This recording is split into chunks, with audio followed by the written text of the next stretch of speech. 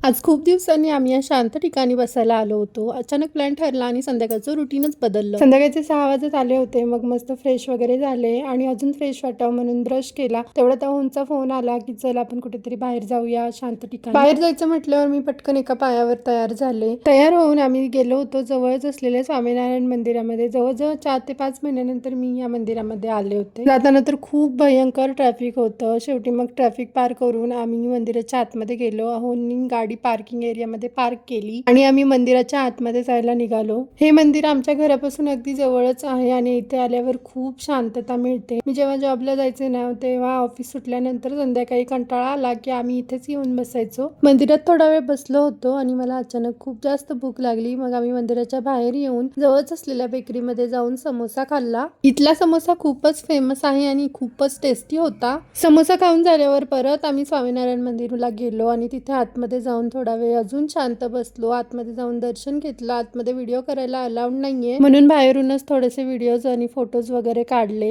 या मंदिराचं काम तर एकदम सुरेख आणि सुंदर केलेलं आहे. तिथेच गार्डन एरिया पण आहे. फोटोज काढून झाल्यानंतर मी माझा छोटासा एक व्हिडिओ पण घेतला स्लो मोशन मधला. तुम्हाला हे पुण्यामधलं मंदिर माहिती आहे का आणि तुम्ही या मंदिरामध्ये आला आहात का मला कमेंट करून नक्की सांगा. 8 वाजता मंदिर बंद झालं आणि मग आम्ही घरी निघून आलो. चला बाय बाय, भेटूया नेक्स्ट व्लॉग मध्ये. बाय.